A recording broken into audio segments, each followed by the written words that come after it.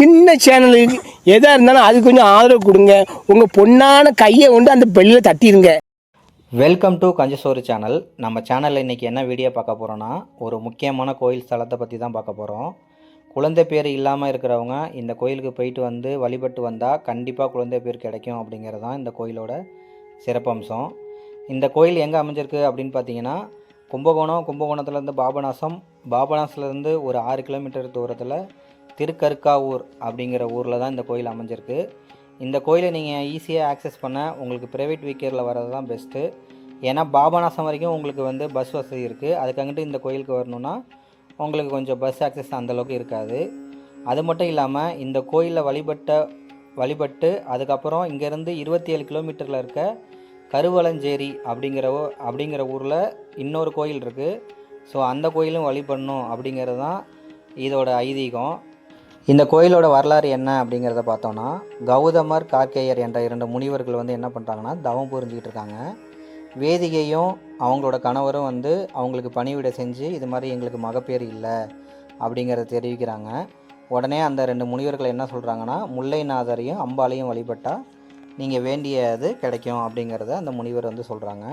So அந்த முனிவர் சொன்னபடியே நம்ம வேதிகையும் அவரோட கணவரும் என்ன பண்ணுறாங்கன்னா, முல்லைநாதரையும் அம்பாலையும் வந்து வழிபடுறாங்க. ஸோ அவங்க வழிபட்டது மூலம் அவங்களோட அருளால் இவங்களுக்கு வந்து மகப்பேர் கிடச்சிருது. மகப்பேர் கிடச்சோன்னா ஒரு நாள் என்ன பண்ணுறாங்கன்னா, நம்ம வேதிகையோட கணவர் வந்து வீட்டில் இல்லை. அந்த நேரத்தில் வேதிகை என்ன பண்ணுறாங்கன்னா, தன்னோட மயக்க நிலையில் வந்து வெளியில் வாசலில் வந்து படுத்திருக்காங்க. ஸோ அந்த வழியாக வந்த ஊர்த்துவ பாத முனிவர் என்ன பண்ணுறாருன்னா பிச்சை கேட்குறாரு. பிச்சை கேட்டதுக்கு அவங்க மயங்க நிலையில் இருந்தது தெரியாமல் இவர் என்ன பண்ணிடுறாருன்னா, அவங்களுக்கு ஒரு யாசகம் விட்டுறாரு. என்ன விட்டுறாருன்னா, நீ நினச்சி வேண்டியது வந்து நடக்காமல் போகட்டும் அப்படின்னு சொன்னோன்னே அவங்களுக்கு அந்த வேதிகையோட கர்ப்பமானது என்ன ஆயிடுச்சுன்னா கலைஞ்ச உடனே நம்ம வேதிகை என்ன பண்ணுறாங்க, அம்பாள்கிட்ட வந்து முறையிடுறாங்க, என்னோடய கர்ப்பத்தை காப்பாற்றணும் அப்படின்னு. ஸோ அவங்க வழிபட்டதுனால அவங்க என்ன பண்ணுறாங்க, அந்த கருவை வந்து ஒரு குடத்துல வச்சு வளர்த்து குழந்தையாக பெருக்கிற வரைக்கும் அவங்க வந்து கூடையே இருந்து வழிபடுறாங்க.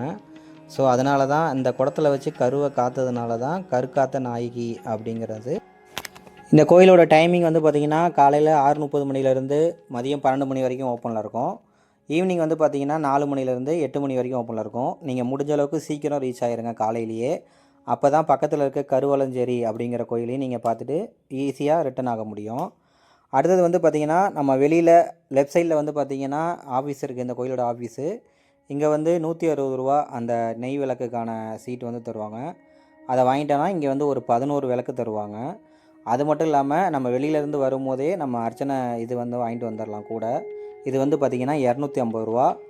நம்ம இதில் வந்து ஒரு ஃபோட்டோ, அந்த கோயிலோட ஹிஸ்ட்ரியோட ஒரு புக்கு, அப்புறம் ஒரு மாலை, அப்புறம் உள்ளார படைக்கிறதுக்கான நெய். இந்த நெய் வந்து கண்டிப்பாக குழந்தை மகப்பேறுக்காக போகிறவங்க இந்த நெய் கண்டிப்பாக வாங்கிட்டு தான் போகணும். இந்த 11 விளக்குலேருந்து பார்த்திங்கன்னா 2 விளக்கு வந்து நம்ம முல்லைநாதருக்கும், மீதி இருக்க 9 விளக்கு வந்து அம்பாளுக்கும் நம்ம வந்து விளக்கு ஏற்றணும். ஸோ விளக்கு ஏற்றுறதுக்கு முன்னாடியே அந்த இதுக்கு முன்னாடியே வந்து பார்த்திங்கன்னா ஒரு பெரிய விளக்கு வச்சுருப்பாங்க, நம்ம அதுலேயே இது பண்ணிக்கலாம். இன்னொரு முக்கியமான விஷயம், உள்ளார வந்து அர்ச்சனை சீட்டு வாங்குகிற இடத்துல ஜிபே அது எதுவுமே கிடையாது. ஸோ போகும்போது கேஷாகவே கொண்டு போயிருங்க. பக்கத்துலேயுமே வந்து பார்த்திங்கன்னா ஏடிஎம் அந்தளவுக்கு இல்லை. ஸோ நீங்கள் இங்கேருந்து போகும்போதே ப்ரிப்பேராக போயிருங்க. ஸோ இந்த விளக்கையெல்லாம் ஏற்றி முடித்ததுக்கு அப்புறம் தான் நம்ம உள்ளார போய் அம்பாலையே வழிபட முடியும். உள்ளார கேமரா எடுக்க நாட் அலோடுங்கிறதுனால நம்ம உள்ளார வீடியோ எடுக்கலை. உள்ளார வழிமுறை எப்படி அப்படிங்கிறத பார்த்திங்கன்னா, யார் இப்போ குழந்தை பேருக்காக போகிறாங்களோ அவங்கள கிட்டக்க கருவறைக்குள்ளேயே உட்கார வச்சு நம்ம கோலம் மாதிரி போட சொல்லி நெய்யை படைச்சி தராங்க.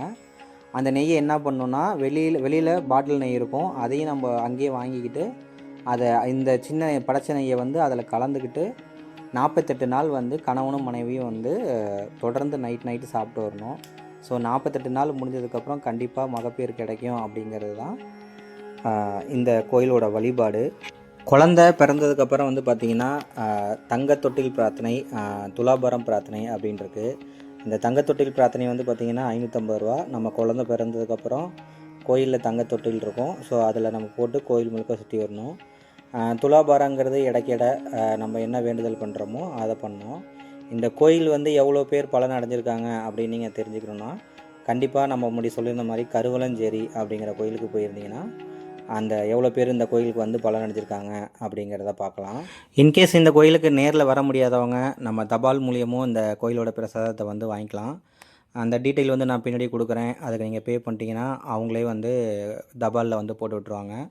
12 மணிக்கு பார்த்தீங்கன்னா அந்த கோயிலோட அன்னதானம் நடக்கும். ஸோ நீங்கள் அந்த அன்னதானத்தில் வந்து கலந்துக்கலாம். 12, 12:15 போல் இந்த கோயிலோட நடை வந்து சாத்திடுவாங்க.